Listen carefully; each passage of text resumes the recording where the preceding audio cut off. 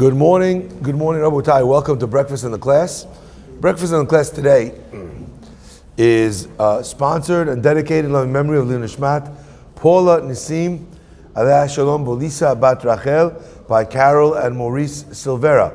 Also dedicated in Lilui Nishmat, I can't see the sign. Where is it? There we go.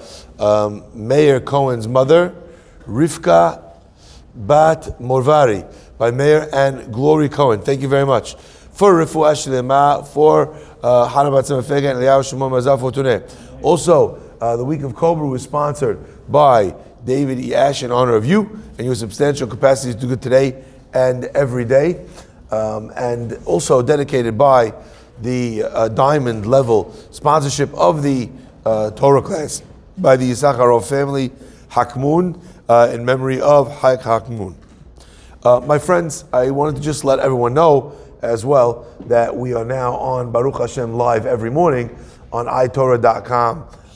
It's on the live screens, so you just have to find it. It should be there on the website. We'll get you the exact address later if anyone needs it. Okay, let us begin. My friends, today is Super Bowl Sunday. And Super Bowl Sunday is the Sunday that has the Super Bowl on it. Okay? There's no machloket which Sunday it falls out on, right? There's no Bet Shammai, Bet Hillel, right? Super Bowl Sunday is the day that the Super Bowl is on.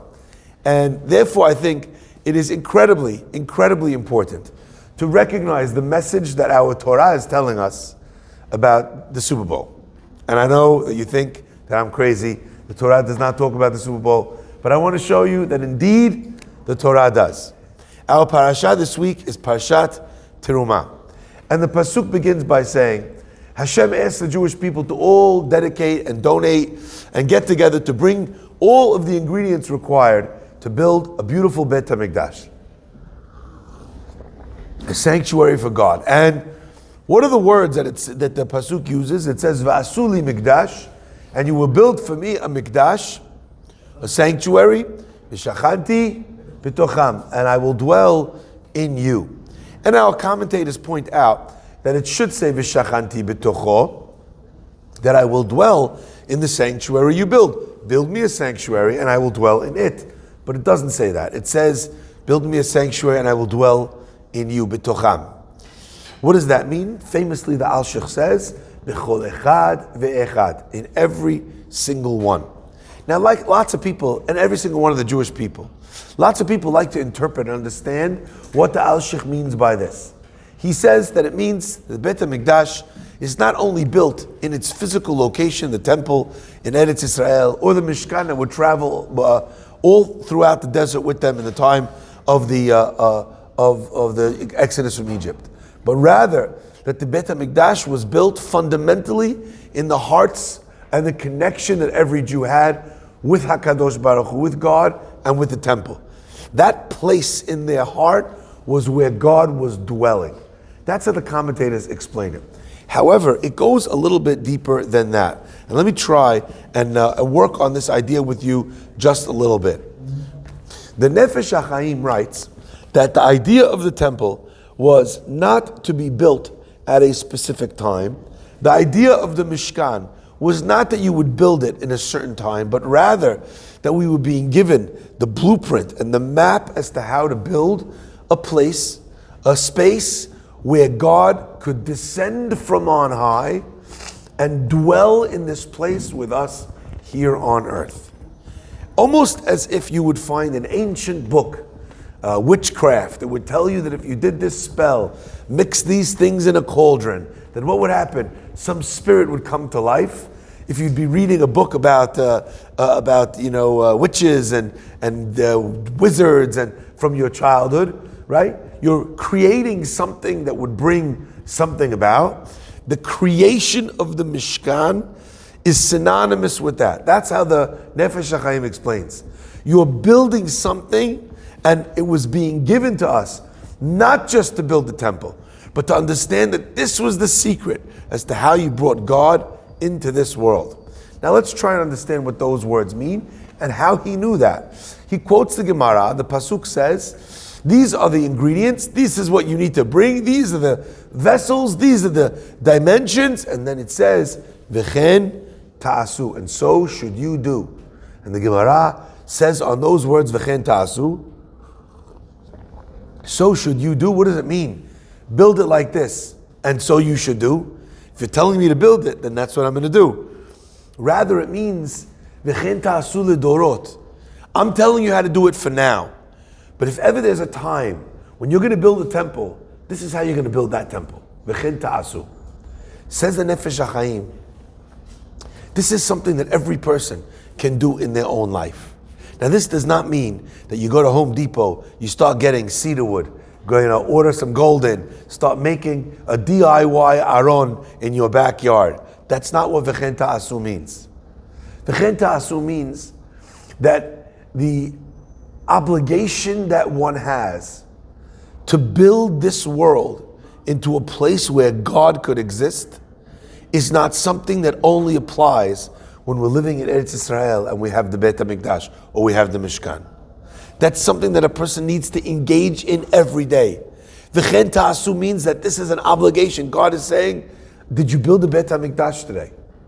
Now there are multiple ways that a person can engage in fulfilling this mitzvah. Did you build the Beit HaMikdash today? One way of understanding this is in a very simple way. Can anyone guess? Sorry? Adina is great guess. You're already ahead of the train. We're going to get to that in just a minute. I want to ask the simplest way. You've heard this 1,000 times. How do we rebuild the Beit HaMikdash? Well, how was it destroyed? The Beit HaMikdash was destroyed by Sinat Chinam. What's going to bring it back? Ahavat Chinam. Love. Love which is for no good reason. Unconditional love. Right? Love which is there not for payback because someone did something great to you, but you love them just because you have love in your heart for every Jewish person on earth. They didn't need to do something, they didn't need to suffer something or go through something to earn your love. You love them because you're Jewish and they're your brother. You know, when a baby is born, the baby has not done a single thing. It's not been a good brother. It's not limited. It's going to the bathrooms to convenient times. It's not considerate of the fact that you need to sleep at night. The baby has done nothing to earn your love. Some babies, dare I say it, are not even cute. They're still like a squashmallow, okay? Takes time. They need to come around. Right? You understand where I'm going with this? What has the baby done to earn your love? And the answer is nothing. It doesn't need to do anything. Because emet, love in a family, between a brother and a sister, between a parent and a child, between a child and their parent is natural. It's for no reason. So the question is, what did you do to build a Beit HaMikdash today? Answer is, did I show love today? How did I treat my son, my daughter, my family, my next door neighbor, someone in shul? Now, it's a little counterintuitive. Because most people think, oh, loving your family, that doesn't count. Everybody loves their family. No, they don't. It is becoming an increasingly big chidush that people love their family, their children, that they're talking to their kids, that brothers and sisters are not fighting over something. That even though they disagree and maybe they live a little bit differently or they keep different things, but that they understand and they forgive and they love and they appreciate one another. It is a truism that we say that charity starts at home. And it's not just a euphemistic saying, it's actually the halakha. Not only does the poor people of your own city come before the poor people of another city, although in New York it's a little bit confusing, because the poor people from our city are from another city, another country even, okay? But the poor people of your city come first. They're your first responsibility before you take care of the next guy. So too the poor in your own family. And poverty or paucity of resources, that's not only about physical things. When someone in your family needs love, needs attention, needs a hand, needs a shoulder, and you're ignoring that, that's sinat chinam. That's not taking advantage of ahavat chinam. Your family comes first in the expression of ahava, of chesed, of tzedakah.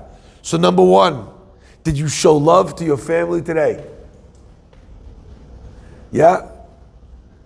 Did you show love to someone in the street today? In your Beit Knesset today? That's ahavat chinam. The first answer to did I build a Beit HaMikdash today is, did I show ahavat chinam? But my friends, there's another answer. And this answer actually takes one step further, like down that the rabbit hole. You know, most people think that the Beit HaMikdash is destroyed. And they are correct to a degree. The Beit HaMikdash was destroyed, but not in the way maybe that you think. The Talmud tells us, and this is echoed as well in the teachings of Kabbalah, that when the Beit HaMikdash was destroyed, someone imagine smashing a stone with a hammer. What happens when you smash a stone with a hammer? The object, the stone, doesn't disappear, it fragments. Little sparks of that, of little fragments, little pieces of that stone are sent flying to every which direction. What are the fragments of the Beit HaMikdash, and where did they go? Our Chachamim tell us right here, where you're sitting. It's called, the Beit Knesset is called a Mikdash Me'at, a small Mikdash. So this Beit HaMikdash, it's broken, and every Jew is driven into exile. But when God smashes the Beit HaMikdash, He ensures that a fragment lands in every area that the Jewish people would be.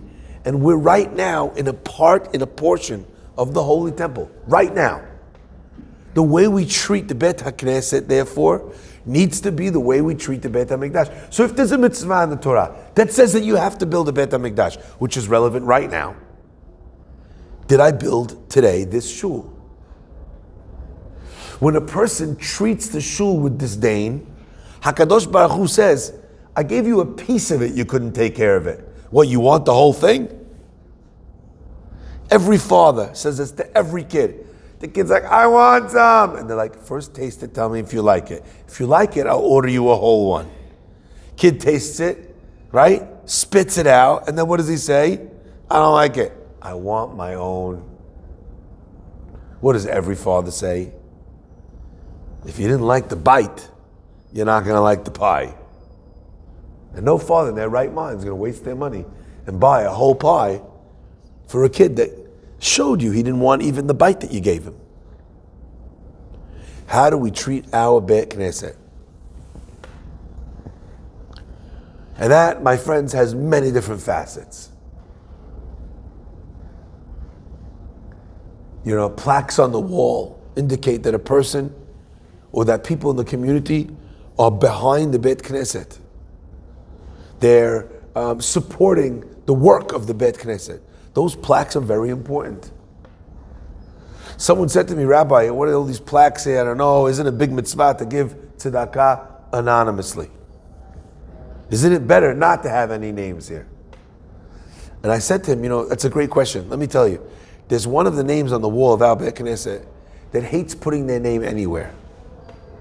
But when they decided to put their name on the wall, you know what they said? Please put my name on the wall, even though I don't put it up anywhere else, because I want when my children and my grandchildren walk into shul, they know that this is our home, that this is what we support, that this is what we stand behind. So this family, let's say it's the Fari family, we are connected to a Beit Knesset. There's a Torah center. You know what we sponsor? You know what we back? Our family? We have a portion and a part. We believe in. We disseminate Torah. That is our lesson, our legacy, our mission in life. So number one way of building the shell, of building the piece, so that we earn the whole, is by supporting the pieces. My friends, but it's not only financial.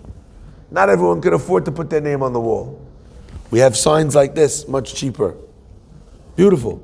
Not everyone can afford a sign, my friends. Even the cheaper ones. Our Beit Knesset, we pride ourselves on having the richest of the rich and people who have nothing and treating everyone with respect in this Beit Knesset. We do our very best to bring that kavod to each and every person. It is a hallmark of our Beit Knesset. Ki beti bet tefillah yikareh l'chol ha'amim. Everyone has an equal part here. Everyone belongs here. So what if you can't afford a sign? How do you show kavod to the Beit Knesset? My friends, if ever there's a wrapper on the floor,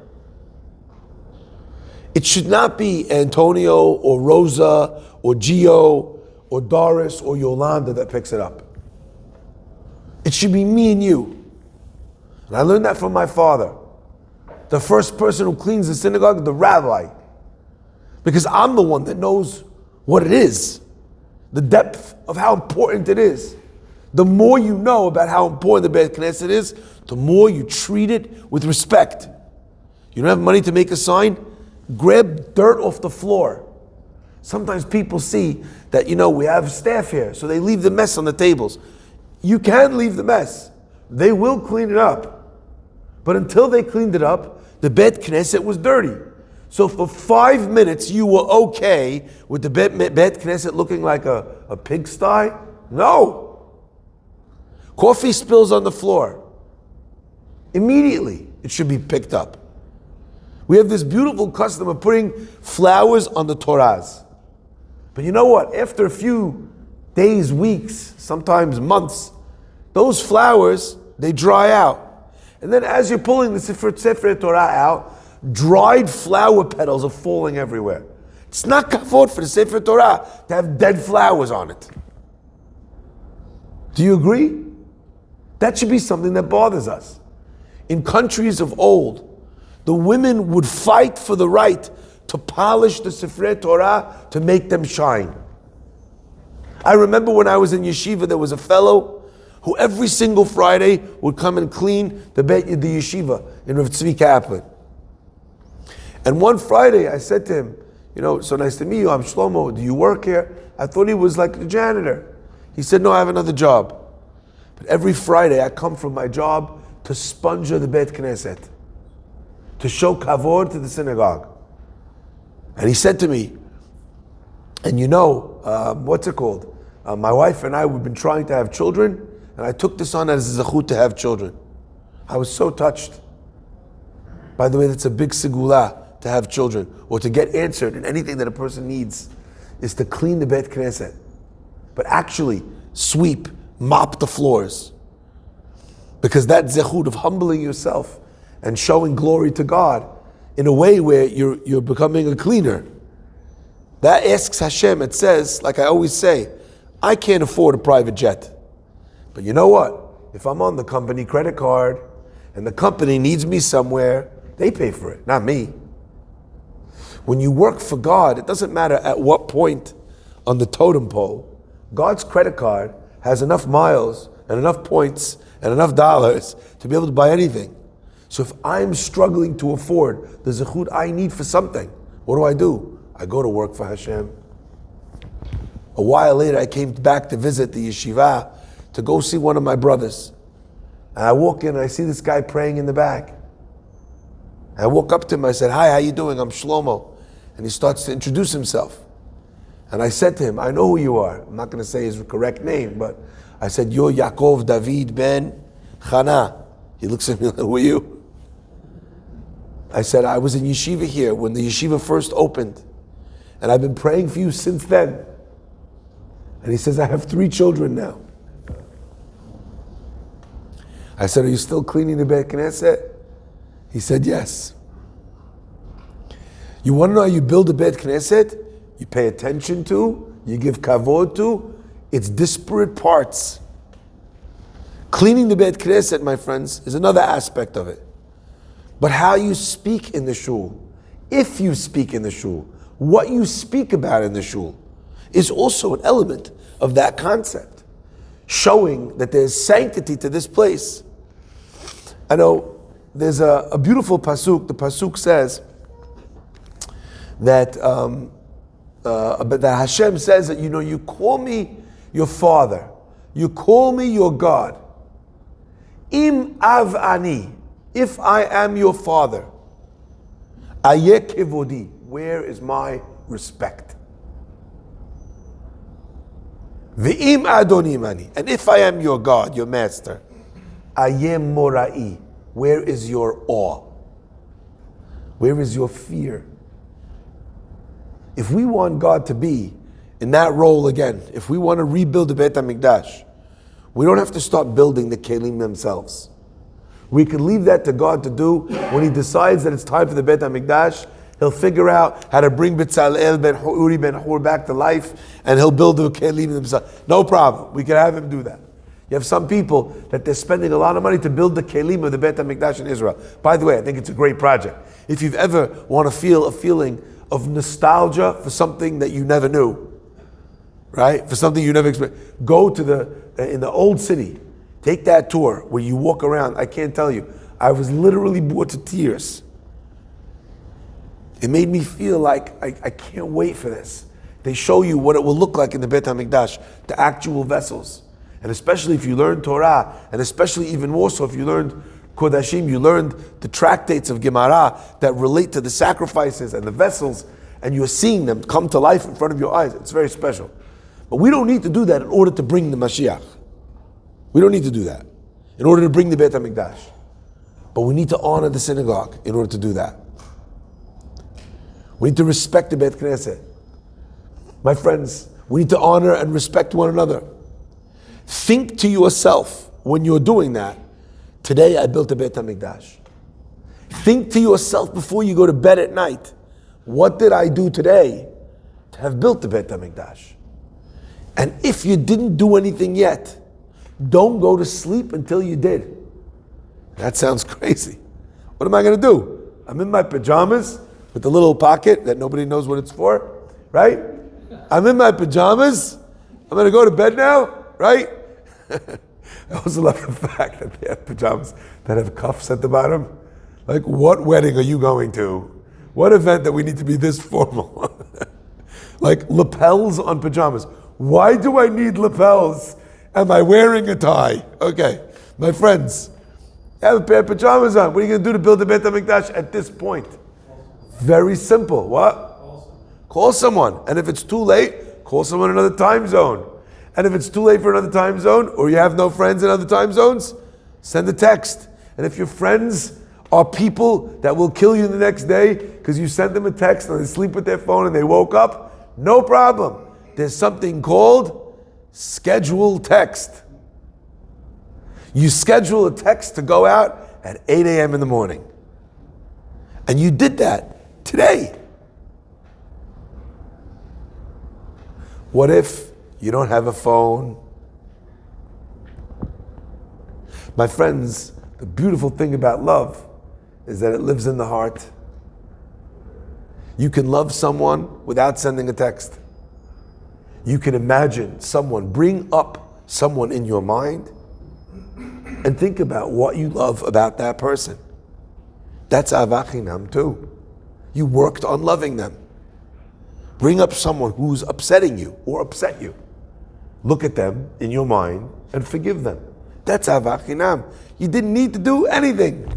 You didn't even need to open your eyes. And what did you do? V'chen ta'asu l'dorot. You're engaged each and every day in the building of the Beit HaMikdash. We should be zochet to see it speedily in our days, bekarov, mamash. And the last element of this is what's brought down in the Sefarim as a beautiful hidush, and that is that the Gemara says, "En lahakadosh baruch hu ba'olamo." God does not have in this world ela daled amot shel halacha bilvad, the 4 cubits of halacha alone. So we've talked about removing the reason why there's no temple. Ahavas Chinam. We've talked about respecting the fragment of the Beit HaMikdash, which is called Mikdash Me'at, the small Mikdash, which refers to a Beit Knesset, to a Beit Midrash, a place of study. But my friends, the last outpost that God has is the Jewish home. And in a Jewish home that lives by Jewish values, where you teach your children to make berachot, and you send them to school, and you make kiddush on Friday night, and your wife lights Shabbat candles. That place is a sanctuary in the wild scene of this world where the rules of law of God are adhered to. In the kitchen, there's meat and there's milk and they're separate. There's certain food that gets brought in, certain food that's left at the door. Certain attitudes are accepted, lifestyles are welcome, some things are not for us. That is the essence of a Jewish home. A Jewish home is the embodiment of the way God wants this world to look. That's what your home is.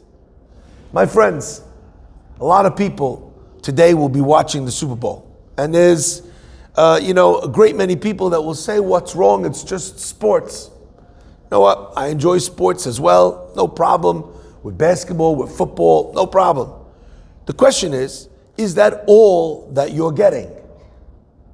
Are you only getting the Super Bowl?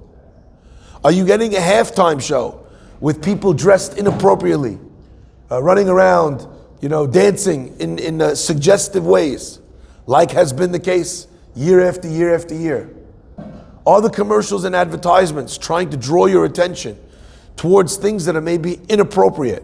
And by the way, when I say the word inappropriate, I don't only mean things that are inappropriate in the matter of men and women and lack of modesty. I'm referring to everything that gets sold on Super Bowl Sunday. What a perfect life looks like to the secular world is not the perfect life for Jewish people. And a lot of times things and attitudes are being given over that, if you're not careful, are seeping into the minds and the hearts of your children and your home. So Super Bowl Sunday may have lots of parts that are not, that are very innocent and just sports. But there are decidedly parts that are not that. My friends, I want to share this, but from the depths of my heart. Someone today approached me a little while ago and approached me that for today, they're going to be running an incredible program. That while the Super Bowl is playing, they're having a super siyum. That all throughout the world, Jews are going to take on for during the Super Bowl to learn a certain amount of Torah. You take one page of a Gemara, one Mishnah, one chapter in Tanakh. And today, during the Super Bowl, you know what's going to happen? Am Yisrael is going to complete Kol HaTorah Kula, the entirety of Torah, by dividing it into segments that can be done during a commercial, during the Super Bowl halftime show, which nobody needs to see. All right? All of those times are times that can be used for something valuable. Now, I once read a crazy statistic, and I don't remember the exact statistic, but the statistic showed that there is an incredible spike at one moment in the Super Bowl, and that is right at the beginning of halftime. There is an immediate, huge amount of water usage all throughout the United States of America, where every guy who's been drinking beer for 2 hours needs to get rid of said beer. And as a young teenage man said to me once, Rabbi, you don't drink beer, you rent it. Anyway, at that point, the toilets flush, and everyone who drank so much beer gets rid of that beer in the beginning of the halftime show. And I thought to myself, as funny as that is, it's really a mashal. There's 4 hours that you're going to be sitting there. And is that what you wind up with at the end of that time? Is it just all flushed away? A waste of time. Some people take that time and they bond together. And they have their family, they're sitting with their kids, they're enjoying themselves. All right. Some people are gambling. It's not the best thing, by the way. Even sports gambling. It starts off very innocent. And there's fantasy leagues and there's boxes. Again, I'm not telling you what to do. I'm just telling you that every addict starts somewhere. And if you're doing this and your kids are doing this, just keep an eye out. Because that fantasy football league, for some people, is their first cigarette, is their first hit.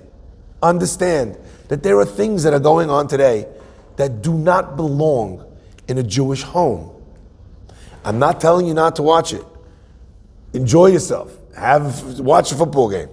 Understand though that the advertisements, that the halftime show, that the behaviors that are associated with it sometimes are not in congruence with V'asuli mikdash v'shachanti b'tocham. Now, at the very least, let me say this to you.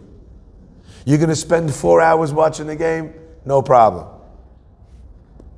You ever have a chance where you're going to have a huge dinner and you know you're just going to eat whatever the heck you want?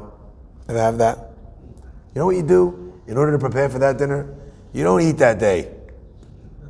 The next day, you have a salad. Anyone ever do that before? Hey, no, man, I'm going to have a big dinner. I'm going to skip lunch. Every Friday, right? We prepare and we offset this giant meal with a salad, or like I like to do, with a Diet Coke, right?